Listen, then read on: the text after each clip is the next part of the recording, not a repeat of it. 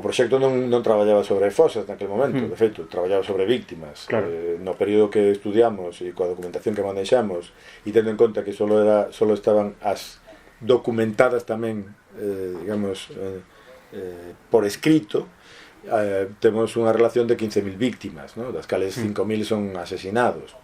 Ben, pois a partir de aí acumulamos un montón de información que corporeiza a posibilidade de desenvolver o que estamos desenvolvendo agora. A ver, o que vamos a facer neste proxecto no que estamos agora é precisamente, en primeiro lugar, todo o proceso de exhumación, que foi do que che falei antes. En segundo lugar, renovar e actualizar o mapa de fosas. E en terceiro lugar, unha terceira parte do proxecto está destinada ao que eles chaman dignificación na letra, pero que a mí non nos gusta moito esa expresión, é dicir, como se as víctimas foran indignas, ¿no? Sempre foron dignas. Claro. O que hai é que, digamos, darlles o espacio que merecen, na lógica da memoria democrática, non só exhumalas, ubicalas, situalas, sacalas do anonimato espacial, que é unha cousa moi dura, ¿no? Pero quero decir que con dignificación se entende, digamos, establecer lugares da memoria democrática que fixen o recordo de aqueles asesinatos vinculados a un golpe de Estado. E empezar a chamar as cousas polo seu nome, ¿no? E, digamos, eliminar a confusión que eliminou a historiografía nestes últimos tempos sobre mortos na guerra civil. Esa xente non morreu na guerra civil, non había unha guerra civil en Vila García. O que houve foi asesinatos premeditados de persoas por unha serie de razóns que en parte están explicadas e en parte ainda nos seguimos preguntando por qué, ¿no? E que son contextuais e que teñen que ver con o mundo dos anos 30 e co fascismo e cun golpe militar e con moitas outras cousas, ¿no? No coñecemento. Exacto, non somos historiadores. A frase de é mellor non remover o pasado é absolutamente contradictoria co noso traballo. É como decir, é mellor non curar un animal un veterinario ou non facer unha mina un mineiro, ¿no? É dicir, a nosa función é coñecer o pasado, coñecelo do presente e explicalo.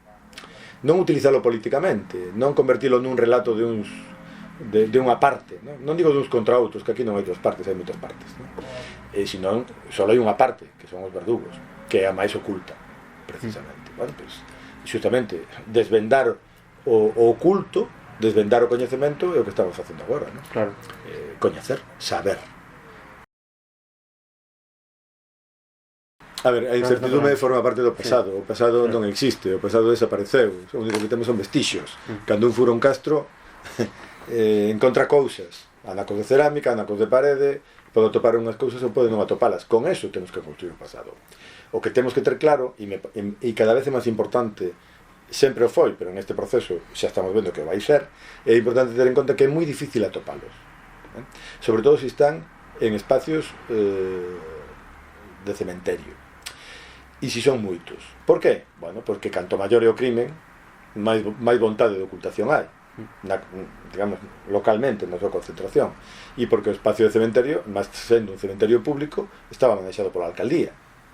E iso significa, neste caso, tomar decisións sobre onde se colocan os panteóns que se van construindo, os nichos, como se fan as ampliacións. E, bueno, pois, a eso nos enfrentamos. Aos responsables do Concello durante a dictadura que tomaban decisións sabendo perfectamente que fixeran eles os seus conmilitóns, pois, 10 anos antes ou 15 anos antes ou 20 anos antes ou 30 anos antes ou 40 anos antes. Claro. Entón, bueno, pois é posible, e sabemos tamén que ocorre en moitos casos. De feito, só o 40% das fosas dos cementerios digamos, teñen resultados positivos, porque normalmente están desfiguradas. Que tamén hai, digamos, como en toda actividade que ten que ver co coñecemento, hai que definir de que estás falando, claro, ¿no? Entón, bueno, en Galicia falamos de fosas, pero en realidad fosas como tal hai moi poucas. As fosas hai moitas en outras zonas do estado e son algunhas enormes. Aquí non temos ese tipo de fosas, ¿no? Digamos, por analogía chamamos fosas. Aquí o que hai é moito enterramento en cementerios, moito enterramento fora de cementerios, moito enterramento irregular, feito ou ben polos asesinos ou ben por persoas, incluso familiares, que recollían os corpos de onde deixaban tirados. Seguimos dubidando se había vontade de ocultación ou vontade de exhibición. sempre creíamos que o que había era vontade de exhibición dos corpos, porque parecían as cunetas, ¿no? Pero en realidad o que estamos comprobando últimamente é que había vontade de exhibición, pero tamén o sabíamos, moi lonxe de onde eran asesinados e de onde eran eles, ¿no? Por lo tanto, eso introduce matices que están envoltos tamén na brétema do relato do poder dos golpistas, ¿no? Que, a ver, que o que hai que ter en conta que durante 40 anos eles manexaban os recursos, eles manexaban a opinión pública, eles manexaban, o sea, era unha dictadura, e as familias das víctimas o único que podían era agacharse. En Galicia hai un tratamento destas cousas diferente de outros sitios, ¿no? E se queres poño un exemplo moi simple. Aquí conseguiuse cun acordo político amplísimo e un acordo judicial a devolución de Meirás.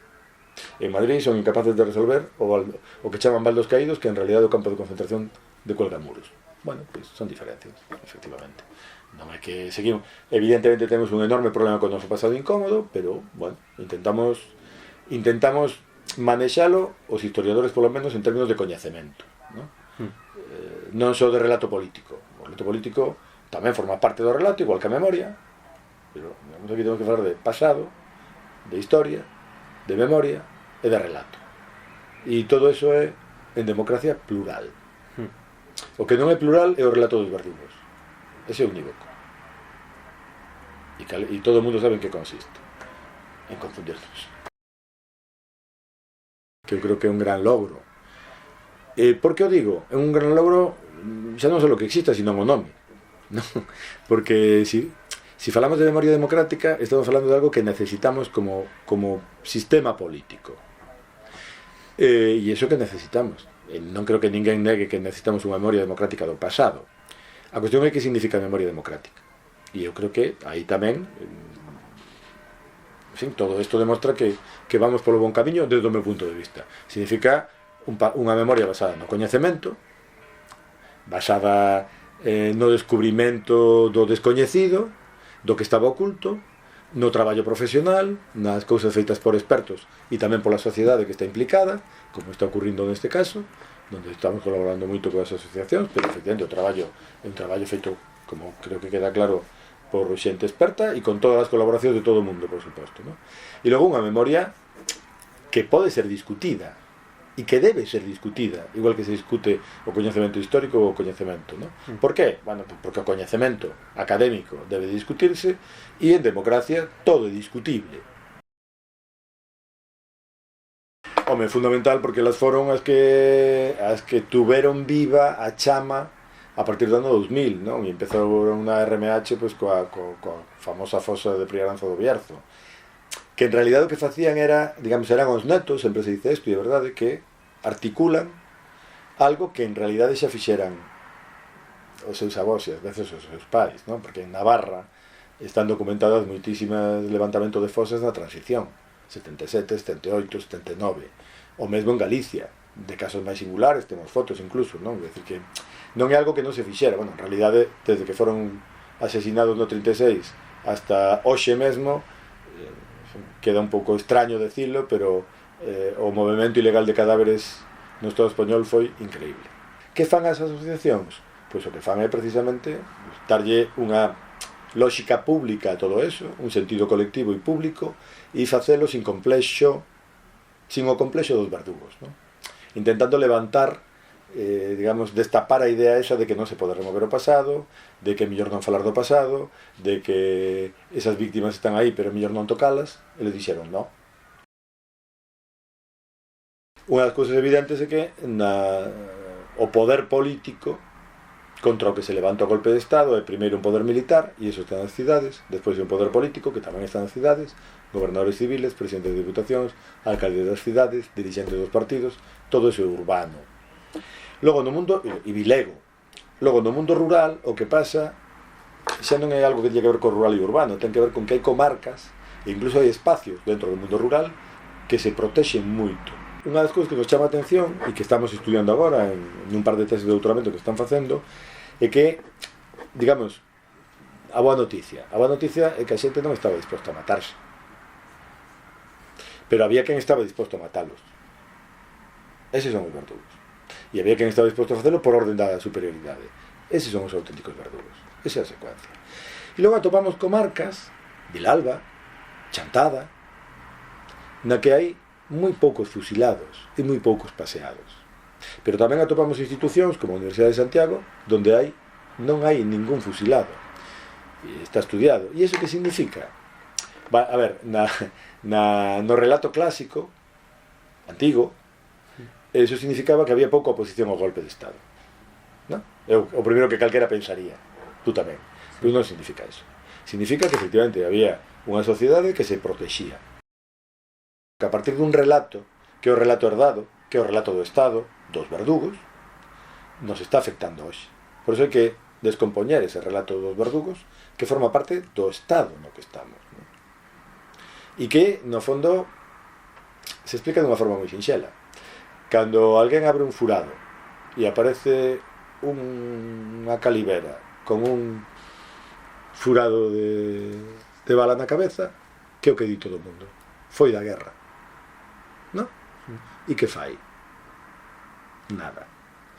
Non se chama un xuiz, non se chama un forense, simplemente asumimos que houve unha guerra na que se matou moita xente.